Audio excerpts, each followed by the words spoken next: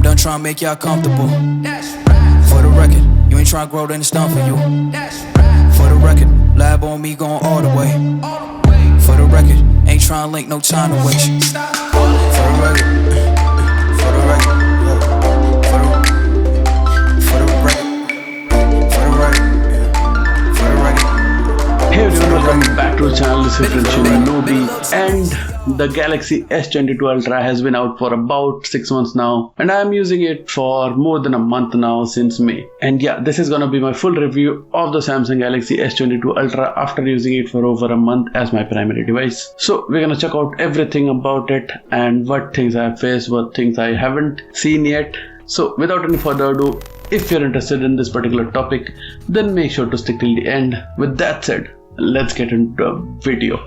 So the S22 Ultra is a proper flagship and is the successor of the S21 Ultra, but this time around it brings in new design and some new exciting features. And yeah, I've been using it for about a month or more than that as my primary device, and the experience has been pretty good as of now. So if you're interested in buying this particular device, then stick till the end to know why you should or why you shouldn't. Now as you can see that I've got a pearl white variant with me, and this is the 12GB 256GB variant.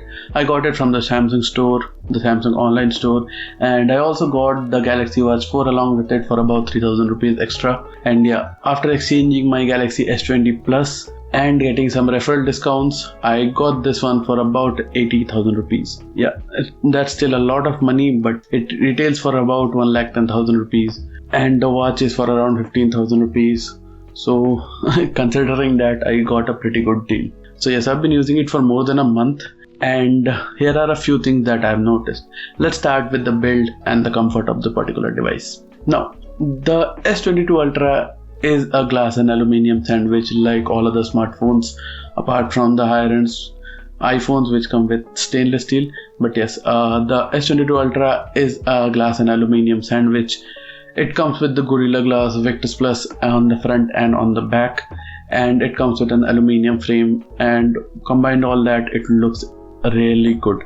And it comes with the boxer design of the Note series, so it feels really good to hold in the hand. Although it is a very big device, the screen size is about 6.8 inches and it is a massive device. Now the top and bottom of the phone are flat, which helps it stand on the desk without any issues. But yes, it also gives it a very premium feel, and since I have the pearl white variant, it looks absolutely stunning with the silver rails. The build feels very premium, it doesn't feel cheap at all, and it feels hefty in the hand at around 220 grams. And when you put a case on it, it goes upwards of 250 grams, which is a very heavy device honestly. And like, to be honest, this has been my main concern over the past month, because using it with one hand for over a long period of time does strain your arms a lot, and my wrists can't really take it that much. So yeah, it is a very heavy device. So if you're not used to such heavy devices, then you may consider something smaller like the S22 or the iPhone 13 mini or 13. But yes, it feels really good to hold in the hand because of the curved front and back, and it fits really well in the hand. The back of the S22 Ultra has a matte finish which makes it really smooth and very resistant to fingerprints, and the white color doesn't show any fingerprints on the phone, which is a great thing, but it also makes the phone a bit slippery. So yeah, that's kind of a trade-off that you're making, but it looks absolutely gorgeous, and the new camera module also looks really good without any of those cutouts and stuff. It only has the camera circles, which looks really clean, to be honest. But yes, those camera circles do like gain dust very easily. They get accumulated with dust very easily, so you have to clean it like regularly in order to keep it clean. Now as I mentioned that it is a very big device, so yeah, that is why whenever you put it in your pocket, it gets really uncomfortable to sit with the phone in the pocket, or when you're getting into the car, it might get stuck in the steering if it's in your pocket. So these kind of inconveniences do come with such a huge device, and I have faced all those, and it's really annoying honestly. And the Gorilla Glass Victus has held up really well. I've been using it without any screen protectors or tempered glasses since the last month, and I haven't seen any scratches on the screen or on the back as of yet. Alright, next let's just come on to the main attraction of this particular phone, which is this gorgeous Quad HD 120Hz AMOLED display. It is a variable refresh rate display and it can clock between 1Hz to 120Hz, which is pretty good and it saves up a lot of battery. And the display is absolutely stunning. I've kept it at Quad HD and 120Hz all the time, and it looks so very crisp and it looks very detailed, and the 120Hz looks absolutely smooth with One UI 4. The display has punchy and saturated colors and it looks really very good to look at. Watching content on it is really nice because it also supports HDR10+, which gives it a really good feel, and the brightness in regular time can go up to 1300 nits, but the peak brightness when you are in like direct sunlight or such conditions where you require a lot of brightness, it can go up to a maximum of 1750 nits, which is totally bonkers. And you can easily see this particular screen in direct sunlight without any issues, and it is very bright. It looks amazing all the time, and it also goes very dim when there's not a lot of light around, which is really nice. The auto brightness on the S22 Ultra has been calibrated really well, and I haven't faced any issues with the auto brightness or any of the sensors for that matter. So if you don't like the saturated colors of the display, you can tune it from the settings itself, which is a really nice addition, and you can tune it according to your need. Now the display also comes with an ultrasonic fingerprint sensor underneath it, and that particular fingerprint sensor is insanely fast. You just touch it for like a millisecond and it unlocks. The unlocking animation is a little bit slow, so it may feel that it is a bit slow, but it is not. You just need to touch it slightly just to open it, which is really fast. And yeah, it works most of the time, but I couldn't really install any screen protectors or tempered glasses on it because most of the screen protectors and tempered glasses don't support this particular fingerprint sensor, which is kind of a bummer. An excellent display as always from Samsung, top tier stuff. Now let's come to the ports and connectivity of the Samsung Galaxy S22 Ultra.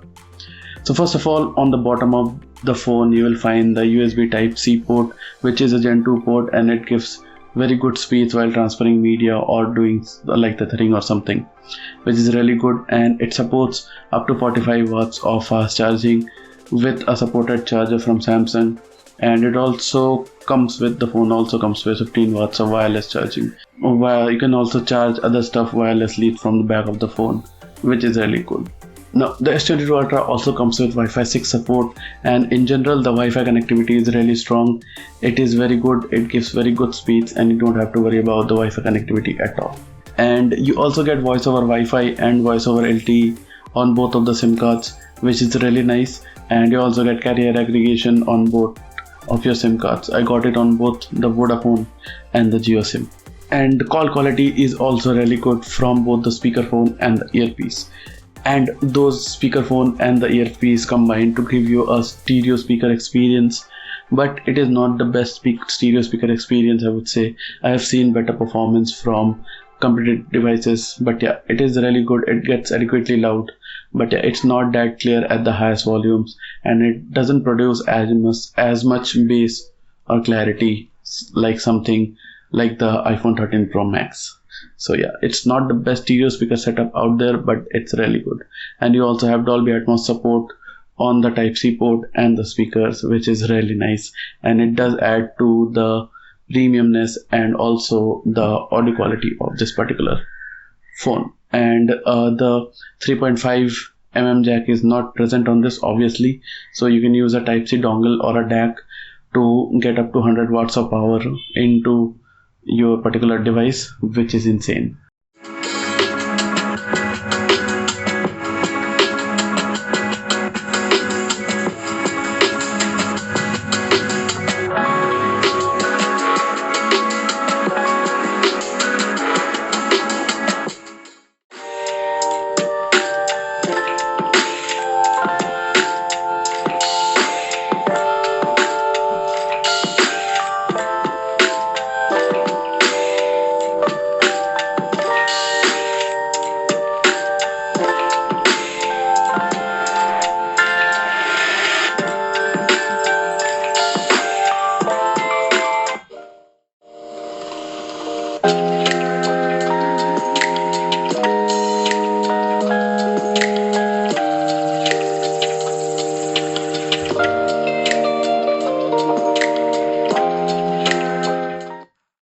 Now, since this is a flagship device, so you get wide vanilla support across all the streaming platforms that you can play stuff on.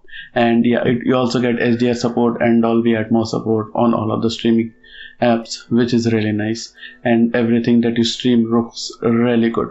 Now, this time around, the S Pen is bundled inside the phone itself, just like the Note series. The design is basically from the Note series, and you get the S Pen inside the phone itself. I don't really use it that much. I only use it to sign some documents sometimes and to mark up some screenshots, maybe here and there. But apart from that, I don't really have much use of the S Pen.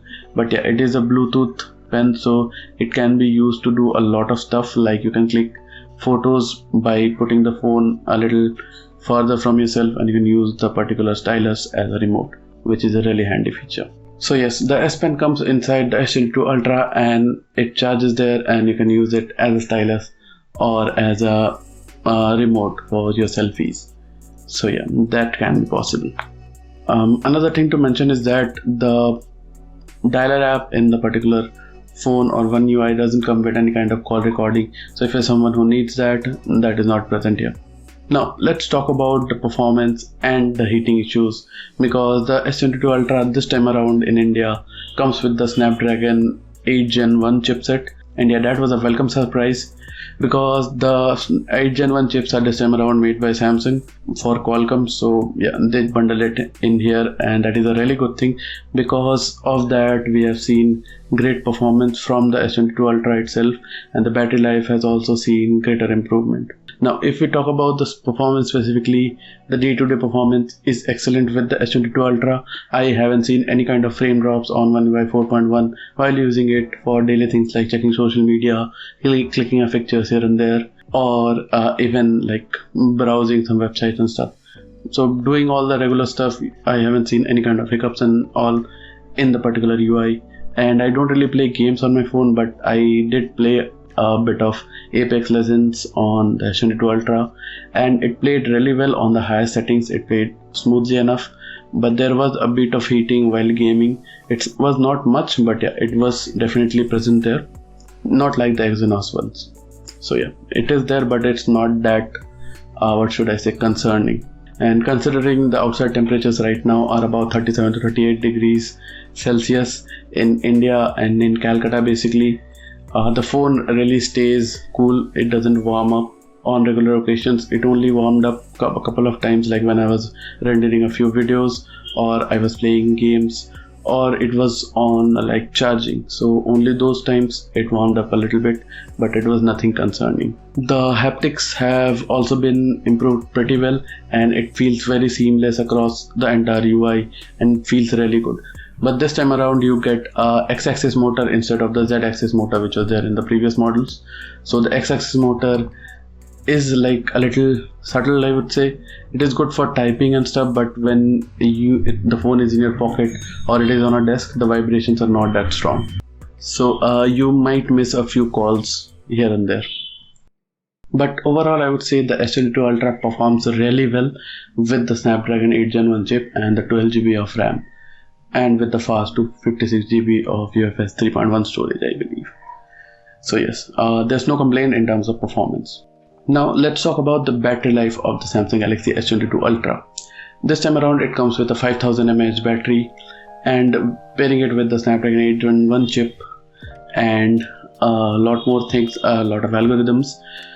So the S22 Ultra lasts me a typical day of usage with a little bit of social media, a little bit of YouTube watching, a little bit of clicking photos and all that, and it lasts me about a day or more than a day with around 6 to 7 hours of screen on time on a regular basis.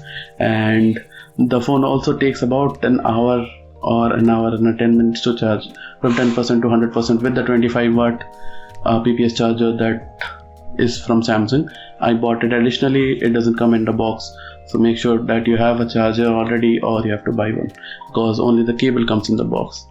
So yeah, that's how it is right now. But yeah, with that particular charger, the 25 watt charger, it takes about an hour or a little more than that to charge.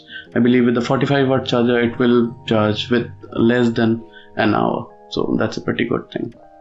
And yeah, considering this is a flagship with the highest end chip, the battery life was really surprising for me, because My S20 Plus with the Exynos chip didn't even last me a half a day. So yeah, considering that, the battery performance of the S22 Ultra is very good. Now let's come to the final chapter, which are the cameras. So the S22 Ultra comes with 5 cameras in total, 4 at the back and 1 in the front. So at the back you get a main 108MP f1.8 wide camera. Along with it you get a 12 megapixel ultra wide camera. Then there is a 10 megapixel 3x telephoto and another 10 megapixel 10x telephoto lens. And on the front you get a 40 megapixel selfie camera. So yeah, the selfie camera has been a great improvement considering from the S20 and the S21 series. The selfie camera on the S22 Ultra is really good. It takes very detailed selfies and it can shoot up to 4K 60 fps video, which is really nice. And from the back, the main camera is pretty wide. The ultra wide camera is even wider. And my favorite lens is the 3x telephoto lens because of its crop nature and the pretty good quality that it provides as a telephoto lens.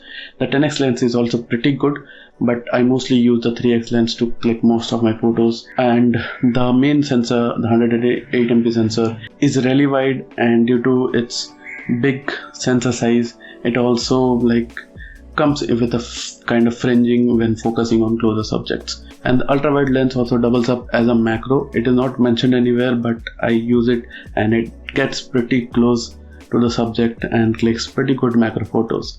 So in total you are getting 6 lenses with the 5 lens setup, which is really nice. And the photos and the videos that come up from all these lenses are exceptional.